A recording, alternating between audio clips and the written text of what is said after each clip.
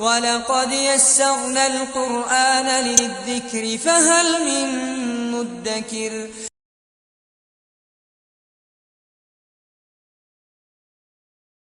الحمدللہ رب العالمین والصلاة والسلام علی رسولہ الکریم وعلی آلہ واصحابہ اجمعین اما بعد فاعوذ باللہ من الشیطان الرجیم بسم اللہ الرحمن الرحیم رب اشرح لی صدری ویسر لی امری واحلل عقدۃ من لسانی یفقہوا قولی.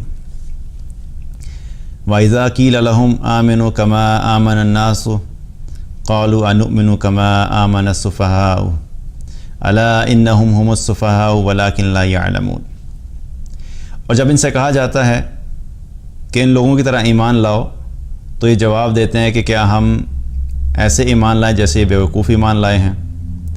خبردار ہو جاؤ، یقیناً یہی بیوقوف ہیں لیکن یہ جانتے نہیں ہیں. اللہ سبحانہ تعالیٰ نے اس آیت میں سورہ بقرہ کی آیت نمبر 13 ہے. اللہ سبحانہ تعالیٰ یہاں پر منافقین کے ایک اور رویے کا ذکر کر رہے ہیں. پچھلی آیات میں بھی اللہ تعالیٰ نے مختلف قسم کے رویے اور مختلف قسم کا جو ایٹیچیوڈ تھا ان کا ذکر کیا. اب یہاں پر ایک اور منافقین کی جو کریکٹرسٹک ہے، ان کی ایٹریبیوٹ ہے،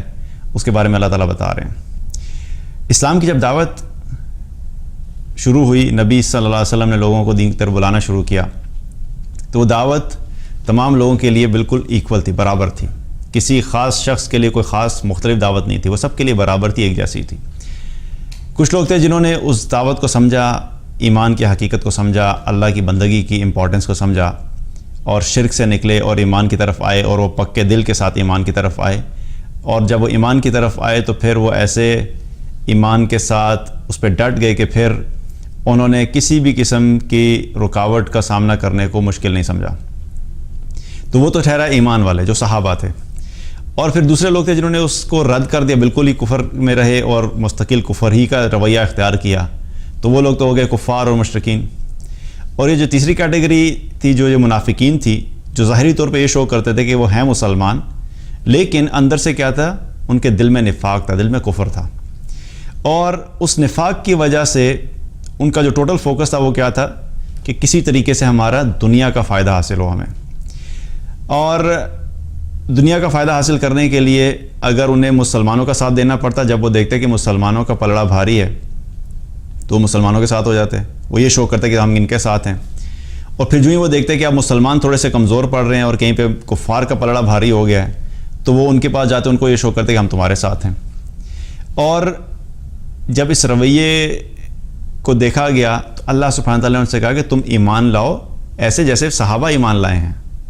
یہ ایمان ہے. تو ان لوگوں نے آگے سے کیا جواب دیا کہ کیا ہم ایسے ایمان لائیں جیسے یہ بیوقوف ایمان لائے ہیں. کیونکہ ایمان لانے کا مطلب کیا تھا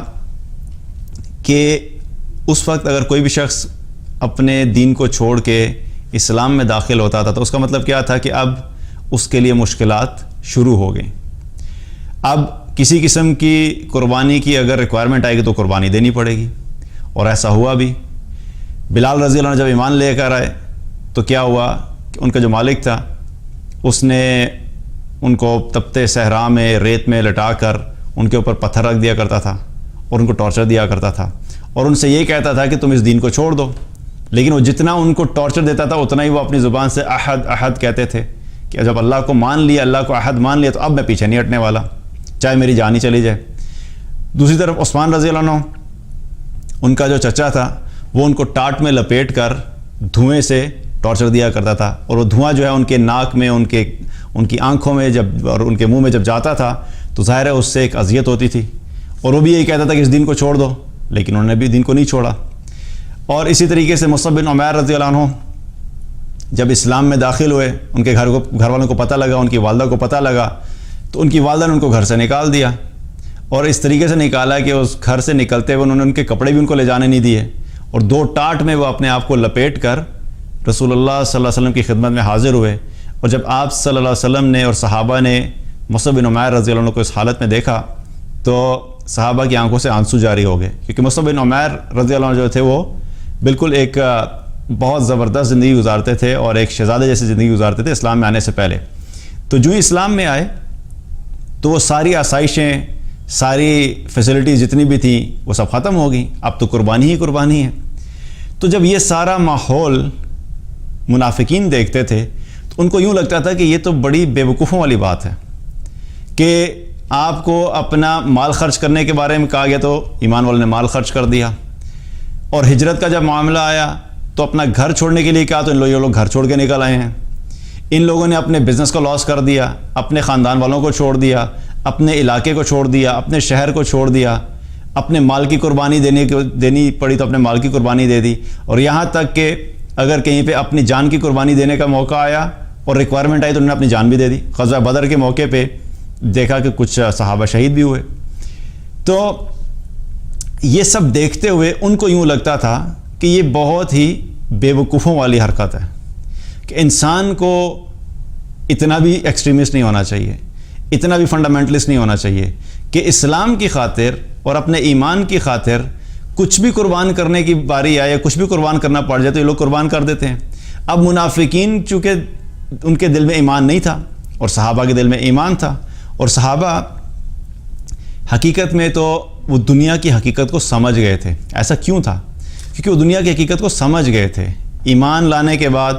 جب وہ قرآن سنتے تھے، نبی صلی اللہ علیہ وسلم کے احکامات سنتے تھے، جب جنت کا تذکرہ ہوتا تھا، جہنم کا تذکرہ ہوتا تھا، دنیا کے بارے میں بتایا جاتا تھا کہ دنیا جو ہے یہ ایک حقیقت اس کی کیا ہے کہ یہ ایک مچھر کے پر کے برابر ہے، یہ ایک دھوکہ ہے، وَمَا الْحَيَاةُ الدُّنْيَا إِلَّا مَتَاعُ الْغُرُورِ، یہ دھوکے کا گھر ہے اور یہ مچھر کے پر کے برابر بھی نہیں ہے۔ اور حدیث میں آتا ہے نبی صلی اللہ علیہ وسلم نے فرمایا کہ اگر اس دنیا کی حیثیت اللہ سبحانہ تعالیٰ کے آگے ایک مچھر کے پر کے برابر بھی ہوتی تو اللہ تعالیٰ اس میں سے کسی کافر کو ایک گھونٹ بھی نہ دیتا۔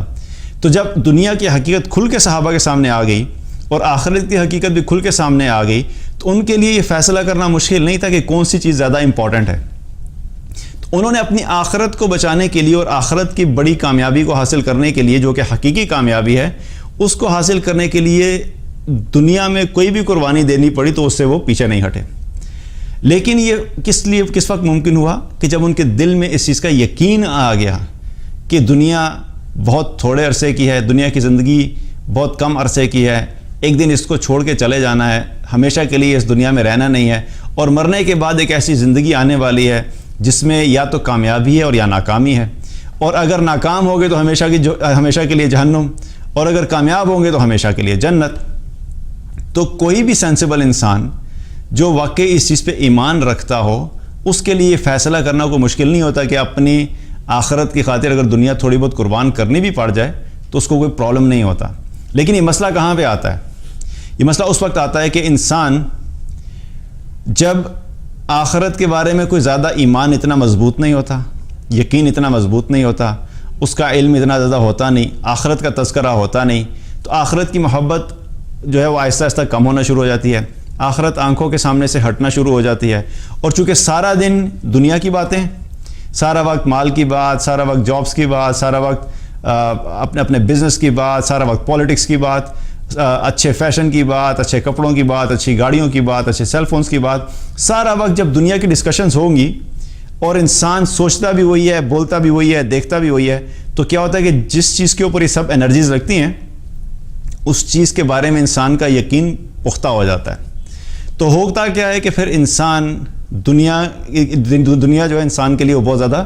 امپورٹنٹ ہو جاتی ہے، ویلیویبل ہو جاتی ہے۔ پھر اس دنیا میں سے کوئی تھوڑی سی کمی بھی آئے تو انسان کو بڑا مشکل لگتا ہے کہ میں اپنی دنیا کی کوئی بھی چیز قربان نہیں کر سکتا۔ تو یہ فرق تھا منافقین میں اور صحابہ میں۔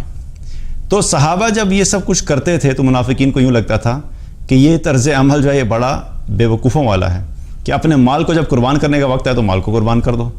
اپنی جو ہے وہ سہولتوں کو قربان کرنے کا وقت آیا تو قربان کر دو، اپنی انرجیز کو دنیا کا مال کمانے کے بجائے، بزنس کرنے کے بجائے، اپنے اچھے کیریئرز بنانے کے بجائے اسلام کے لیے اپنی انرجیز کو لگاؤ، اسلام کے لیے اپنی ایفرٹس کو لگاؤ، اسلام کے لیے محنت کرو۔ یہ سب چیزیں ان کو کیا لگتا تھا کہ یہ سب کچھ بے وقوفوں والی باتیں ہیں۔ تو جب انہوں نے یہ کہا تو اللہ سبحانہ تعالیٰ نے ان کے اس رویے کا اللہ نے جواب دیا۔ اللہ تعالیٰ نے پھر ان کو کہا کہ نہیں، یقیناً خبردار، یہی لوگ بے وقوف ہیں اور یہ جانتے نہیں ہیں۔ تو عقل مند کون ہے اور بے وقوف کون ہے یہ فیصلہ ہم لوگ اپنے ذہن سے نہیں کر سکتے۔ عقل مند وہی شخص ہے جس کو اللہ نے کہا کہ عقل مند ہے، جس کو اللہ کے نبی صلی اللہ علیہ وسلم نے کہا کہ عقل مند ہے۔ اور ایک حدیث میں آتا ہے نبی صلی اللہ علیہ وسلم نے کیا فرمایا کہ عقل مند انسان وہ ہے جو مرنے سے پہلے اپنے آنے والی زندگی کی تیاری کرتا رہتا ہے، تو یہ عقل مند ہے۔ اور بیوقوف انسان کون ہے؟ کہ جو اپنی آخرت کے لیے کوئی تیاری تو نہیں کرتا لیکن اللہ تعالیٰ سے لمبی لمبی امیدیں وابستہ کر کے بیٹھا رہتا ہے، یعنی کہ خود کوئی ایفرٹ نہیں کی، جو ایمان کے تقاضے تھے وہ پورے نہیں کیے، اللہ کی اطاعت نہیں کی، اللہ کے احکامات کے بارے میں کوئی جانا بھی نہیں، نہ ہی ان کے اوپر علم، نہ اس علم کے مطابق عمل کیا، اور ایک امید لے کے بیٹھے ہیں کہ بس اللہ سبحانہ تعالیٰ مجھے بھی سب کے ساتھ جنت میں بھیج دے گا۔ جس نے اللہ کی اطاعت کی، اللہ کے دین کے لیے محنت کی، اللہ کے دین کے مطابق اپنی زندگی گزاری، اور اس نے جو قربانی دی، ان سب چیزوں کے نتیجے میں اللہ سبحانہ تعالیٰ جب ان کو جنت میں بھیجے گا تو جب یہ جائیں گے تو پھر ہم بھی ان کے ساتھ جنت میں چلے جائیں گے۔ تو یہ ایک بیوقوفانہ جو ہے وہ رویہ ہے۔ تو عقل مند اور بیوقوف کا فرق جو ہے وہ یہ ہے۔ تو اللہ سبحانہ تعالیٰ ان کو کیا کہا کہ یہ بیوقوف ہیں، کیونکہ یہ سمجھتے ہیں کہ دنیا کی زندگی حقیقت ہے، یہ سمجھتے ہیں کہ اصل فائدہ دنیا کا فائدہ ہے، یہ سمجھتے ہیں کہ اگر ہمیں دنیا میں مال زیادہ مل جائے گا، دنیا میں ہمیں کوئی سرداری مل جائے گی، دنیا میں ہمیں کوئی بڑا عہدہ مل جائے گا، دنیا میں ہمارے کیریئرز اچھے ہو جائیں گے اور ہماری دنیا بہت زبردست اور خوبصورت ہو جائے گی، تو یہی اصل میں عقل مندی ہے۔ جبکہ اللہ سبحانہ تعالیٰ کیا فرما رہا ہے کہ یہ لوگ بیوقوف ہیں، کیونکہ منافقین کے لیے ان کی دنیا سب سے اہم تھی۔ اور نفاق کی ایک وجہ، جو بڑی وجہ کیا ہے، وہ یہی ہوتی ہے کہ حب دنیا، دنیا کی محبت، جو دنیا کی محبت ہے وہ انسان کے دل میں جب بہت زیادہ ہو جاتے تو انسان جو ہے وہ ایمان سے دور ہو جاتا ہے اور نفاق کے قریب ہو جاتا ہے۔ تو کیا ہے کہ یہ لوگ پھر کہ اللہ تعالیٰ نے کہا کہ یہی لوگ ہیں جو اصل میں بیوقوف ہیں۔ اور یہ تو بات ہوگی اس وقت کی۔ تو آج کے دور میں اگر دیکھا جائے تو آج کے دور میں کیا ہوتا ہے، آج بھی اگر کوئی انسان ایمان کے اوپر ایمان کے تقاضوں کو پورا کرتا ہے، ایمان پہ محنت کرتا ہے، اپنی زندگی اسلام کے مطابق گزارتا ہے، تو لوگ کیا کہتے ہیں کہ بڑا بیوقوف ہے۔ کیونکہ ایک حدیث میں آتا ہے نبی صلی اللہ علیہ وسلم نے فرمایا کہ اسلام جب شروع ہوا تھا تو وہ ایک عجیب چیز تھا، اور ایک وقت ایسا آئے گا کہ دوبارہ عجیب ہو جائے گا، تو میری طرف سے ایسے عجیب لوگوں کو خوشخبری سنا دو۔ کیونکہ اسلام جب انٹروڈیوس ہوا تھا نبی صلی اللہ علیہ وسلم کے دور میں تو لوگوں نے کہا تھا بڑی عجیب باتیں ہیں، لیکن آہستہ آہستہ کیا ہوا کہ جب لوگ ایمان کی طرف آئے اور اسلام پھیلنا شروع ہو گیا تو لوگوں کے لیے اس اسلام کو، اس دین کو سمجھنا، اس کے مطابق اپنی زندگی گزارنا کوئی زیادہ عجیب بات نہیں رہی۔ لیکن پھر کیا ہوا اس حدیث کے مطابق کہ پھر ایک وقت ایسا آئے گا کہ اسلام دوبارہ عجیب ہو جائے گا، یعنی جب لوگ اسلام کے مطابق زندگی گزاریں گے تو لوگ اس رویے کو، اس زندگی، اس طرز عمل کو، اس لائف سٹائل کو لوگ کیا کہیں گے بڑی عجیب بات ہے، اور جو لوگ اس کے مطابق عمل کر رہے ہیں ان لوگوں کو بھی کیا کہا جائے گا بڑے عجیب لوگ ہیں۔ تو آپ صلی اللہ علیہ وسلم نے کیا فرمایا کہ ایسے لوگوں کو جو عجیب ہوں گے اس دور میں میری طرف سے خوشخبری دے دو۔ تو اگر آپ بھی دین کے مطابق زندگی بسر کر رہے ہیں، اسلام کے مطابق اپنی زندگی گزار رہے ہیں، اور اگر کسی جگہ پہ کہیں پہ کوئی شخص آپ کو کہتا ہے کہ یار تم بڑے عجیب انسان ہو دین کی وجہ سے، اپنے اسلام کی وجہ سے، تو یقین جانیے کہ اللہ کے سامنے سجدہ شکر کریں، کیونکہ آپ بھی اس حدیث کے مطابق یہ خوشخبری کے مستحق ہو گئے ہیں کہ نبی صلی اللہ علیہ وسلم نے فرمایا کہ ایسے لوگوں کو میری طرف سے خوشخبری دے دو۔ تو آج کے دور میں کیا ہے کہ آج بھی اسلام کے مطابق زندگی گزارنے کو کیا سمجھا جاتا ہے کہ بڑی عجیب سی بات ہے۔ ہم 21ویں صدی میں پہنچ چکے ہیں، 1400 سال پہلے کی باتیں آپ کرتے ہیں، آپ قرآن کی بات کرتے ہیں، آپ حدیث کی بات کرتے ہیں، آپ نبی صلی اللہ علیہ وسلم کی سیرت کی بات کرتے ہیں، لوگ ادھر ٹیکنالوجی کی بات کر رہے ہیں، مارس پہ جانے کی باتیں ہو رہی ہیں، ڈرائیور لیس کارز کی باتیں ہو رہی ہیں، فلائنگ کیبس کی باتیں ہو رہی ہیں، آرٹیفیشل انٹیلیجنس کی باتیں ہو رہی ہیں، اور آپ ابھی بھی یہی کہتے ہیں کہ قرآن و سنت کے مطابق زندگی بسر کرو۔ اور آج بھی کیا ہے کہ جب دین کے مطابق اپنی زندگی گزارنے کی کوشش کرتے ہیں تو انسان کو بہت سارے کمپرومائزز کرنے پڑتے ہیں۔ ایک حدیث میں آتا ہے نبی صلی اللہ علیہ وسلم نے فرمایا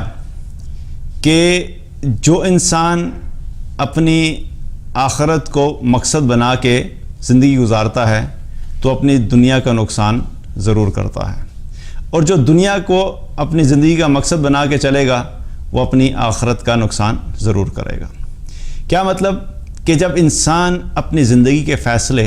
اس قرآن کے مطابق کرتا ہے اور نبی صلی اللہ علیہ وسلم نے جو باتیں بتائیں ان کے مطابق کرتا ہے، تو بہت سی ایسی چیزیں ہوتی ہیں جہاں پہ ہمارے دنیا کے جو بینیفٹس ہیں اور جو دنیا کے مفادات ہیں ان میں کیا لگتا ہے کمی آنا شروع ہو جائے گی. مثال کے طور پہ اگر کوئی شخص جاب کرتا ہے اور وہ اچھی جاب کر رہا ہے یا ایک ایوریج سی جاب کر رہا ہے,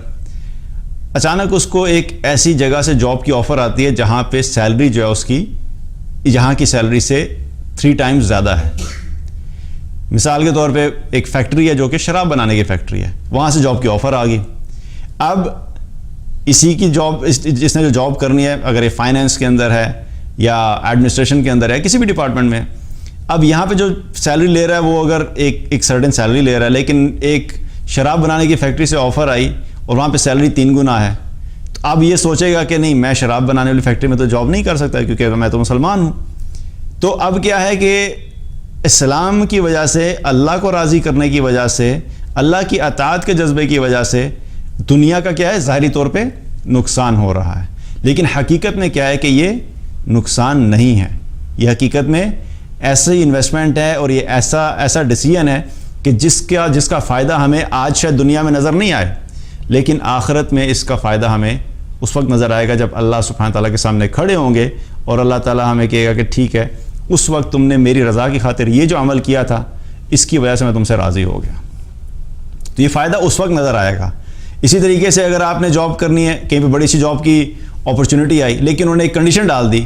کہ بھائی جاب تو کریں گے لیکن داڑھی نہیں چاہیے بندے کی, کیونکہ آج بھی ایسی آرگنائزیشنس ہیں کہ جہاں پہ لوگ کہتے ہیں کہ بھائی داڑھی نہیں رکھ سکتے آپ.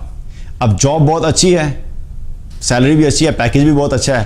لیکن اس کو حاصل کرنے کے لیے اللہ کے رسول صلی اللہ علیہ وسلم کے ایک حکم کو توڑنا پڑے گا, کیونکہ داڑھی رکھنے کا حکم نبی صلی اللہ علیہ وسلم نے دیا. آپ صلی اللہ علیہ وسلم نے فرمایا کہ داڑھی بڑھاؤ اور مونچھیں کٹاؤ, یہ آپ صلی اللہ علیہ وسلم کا حکم ہے. اب ہو کیا رہا ہے کہ ایک طرف دنیا کا فائدہ ہے, بہت اچھی جاب ہے, بہت اچھا کیریئر ہے, امیزنگ پیکیج ہے اور آگے فیوچر گروتھ ہے, لیکن دوسری طرف کیا ہے کہ نبی صلی اللہ علیہ وسلم کا ایک حکم ہے. تو انسان کیا ہوتا ہے, انسان ایک ٹیسٹ میں ہو جاتا ہے, ایک آزمائش میں ہوتا ہے. اب وہاں پہ جس انسان نے اپنی آخرت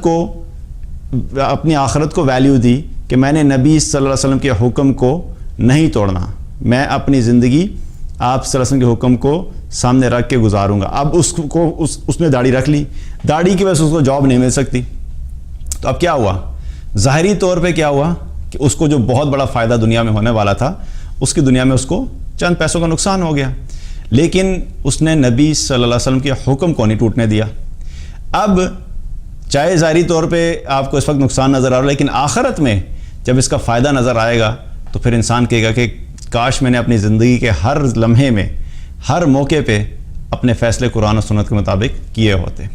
تو اب ہو کیا رہا ہے کہ جو لوگ دنیا پرست ہیں, جن کے لیے دنیا بہت امپورٹنٹ ہے, جو دنیا کے نشے میں ڈوبے ہوئے ہیں, وہ پھر ایسے لوگوں کو جب دیکھتے ہیں تو وہ کہتے ہیں تم بڑے بے وقوف ہو کہ ایک داڑھی کی وجہ سے تم نے اتنی زبردست جاب چھوڑ دی, ڈریم جاب چھوڑ دی. لوگ دنیا میں پتہ نہیں ہزاروں لاکھوں لوگ اس جاب کے لیے تڑپتے ہیں, ترستے ہیں اور محنت کرتے ہیں, اور تمہیں جب اپرچونٹی ملی تھی صرف ایک داڑھی کی وجہ سے چھوڑ دی. تھوڑی دیر کے لیے نہ رکھتے اور اس وقت کٹوا لیتے, بعد میں رکھ لیتے. تو یہ کیا ہے کہ جن لوگوں کے لیے دنیا امپورٹنٹ ہوتی ہے ان کو پھر ایسے لوگ کیا لگتے ہیں, بے وقوف لگتے ہیں. تو آج کے دور میں بھی ایسا ہے, اور میں بات یہ نہیں کر رہا کہ نان مسلمز ایسا کہتے ہیں, میں مسلمانوں کی بات کر رہا ہوں کہ آپ کو ایسے مسلمان ملیں گے کہ جو آپ کو یہ کہیں گے کہ تم انتہائی بیوقوف انسان ہو کہ تم اپنی جاب کی صرف تم نے اتنی اچھی جاب جو ہے اپنی ایک داڑھی رکھنے کی وجہ سے تم نے جاب کو گنوار دیا. مسلمان کی بات کر رہا ہوں. تو آپ خود سوچئے کہ یہ کیسا اسلام ہے, یہ کیسا ایمان ہے, اور ہم کیسے مسلمان ہیں کہ ایک طرف ہم مسلمان ہونے کا دعویٰ کریں, اللہ سے محبت کا دعویٰ کریں, اللہ کے نبی صلی اللہ علیہ وسلم سے محبت کا دعویٰ کریں, اور دوسری طرف جب ہمیں فیصلے کرنے پڑیں تو ہم قرآن اور سنت کے احکامات کو توڑتے ہوئے ذرا برابر سوچتے بھی نہیں ہیں. تو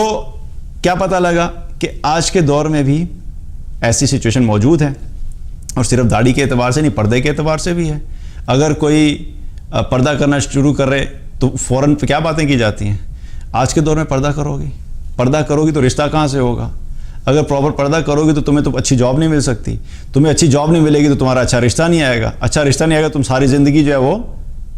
تمہاری تو زندگی برباد ہو جائے گی. ایز اف کہ جتنی پردہ کرنے والی ہیں وہ بغیر شادی کے بیٹھی ہیں, یا جتنی پردہ نہیں کرنے والی ان سب کی شادیاں ہو گئی ہیں, یا جتنی پردہ کرنے والی ہیں وہ ہمیں ساری کی ساری مشکل میں ہی ہیں. یا جتنی پردہ نہ کرنے والی وہ ساری کی ساری بہت ہی اچھی زندگی گزار رہی ہیں. تو یہ ایک شیطان کا ایک آپ سمجھ لیں کہ ایک اٹیک ہوتا ہے, ایک ٹریپ ہوتا ہے کہ انسان کو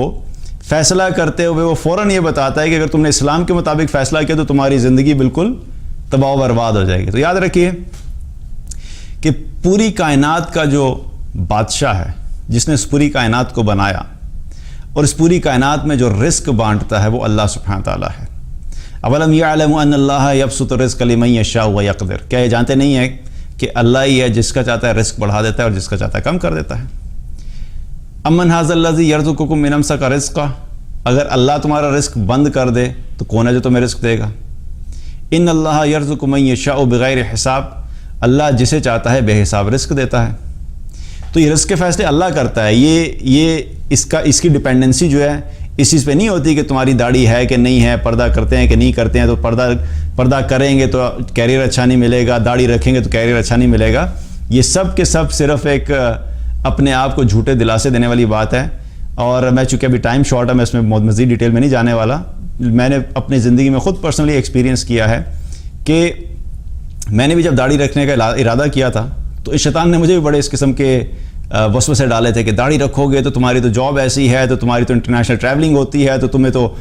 کسی کنٹری میں جانے کے لیے ویزا نہیں ملے گا, تو تم فلاں میٹنگ میں نہیں جا سکتے. لیکن الحمدللہ آج تک مجھے اپنی داڑھی کی وجہ سے کبھی کہیں پرابلم نہیں ہوا. بلکہ ایک سچویشن ایسی ہوئی کہ مجھے ایک کنٹری میں اس وقت ویزا نہیں ملا جب میری داڑھی نہیں تھی, اس وقت میرا ویزا ریجیکٹ ہو گیا. لیکن جب میں نے کچھ عرصے کے بعد داڑھی رکھی تو اسی کنٹری نے مجھے ویزا دے دیا جانے کے لیے. تو مقصد بتانے کا کیا ہے کہ یہ سب چیزیں جو ہم اسلام کے مطابق جب زندگی بسر کرنے کی کوشش کرتے ہیں تو آج کے دور میں بھی آپ کو لوگ ملیں گے جو آپ کو بے وقوف کہیں گے. تو ہمیں کیا کرنا ہے, ہمیں قرآن سے گائیڈنس لینی ہے کہ ہمیں کیا کرنا ہے کہ ہمیں ان چیزوں پہ عمل کرنا ہے جو قرآن نے کرنے کا حکم دیا ہے. تو ہمیں اپنے اسلام کے بارے میں جاننا بھی ہے اور اسلام کے مطابق اپنی زندگی کو گزارنا بھی ہے, اور اس ایمان اور اس یقین کے ساتھ گزارنا ہے کہ اللہ سبحانہ و تعالیٰ تمام کائنات کا تن تنہا بادشاہ ہے اور ہم نے اس کو راضی کرنا ہے. اگر وہ راضی ہو گیا اور دنیا میں تھوڑی سی مشکلات دیکھنی بھی پڑ گئی اور اگر تھوڑے سے کمپرومائز کرنے بھی پڑ گئے تو دیٹس اوکے. لیکن اگر ہم دنیا بنانے میں لگے رہے صرف اس چکر میں کہ لوگ کہیں گے کہ یہ بے وقوف ہے, لوگ کہیں گے کہ یہ فنڈامنٹلسٹ ہے, لوگ کہیں گے کہ اس کو تو عقل نہیں ہے, صرف لوگوں کو خوش کرنے کے لیے اللہ کو راضی کر دیا, تو یاد رکھیے کہ قیامت کے دن یہی سارے لوگ نہ آپ کو پہچانیں گے, نہ ہی آپ کی کوئی بات مانیں گے, اور نہ ہی آپ کے کسی کام آئیں گے. قیامت والے دن ایک ہی ذات ہوگی جس نے فیصلے کرنے ہیں, وہ اللہ سبحانہ تعالیٰ کی ذات ہے. اس کو راضی کر کے چلے گئے تو دنیا بھی اچھی اور آخرت بھی اچھی. اس کو ناراض کر دیا تو دنیا میں بھی انسان ایک ایسی زندگی گزارتا ہے کہ جس میں کوئی اطمینان نہیں ہوتا, کوئی خوشی نہیں ہوتی, کوئی راحت نہیں ہوتی, بس ایک چلتی پھرتی لاش کی طرح انسان زندگی گزارتا ہے. اور آخرت میں بھی ایسے لوگ ناکام ہوں گے جو اللہ کو دنیا میں ناراض کر کے گئے. اللہ تعالیٰ سے دعا ہے کہ اللہ تعالیٰ ہم سب کو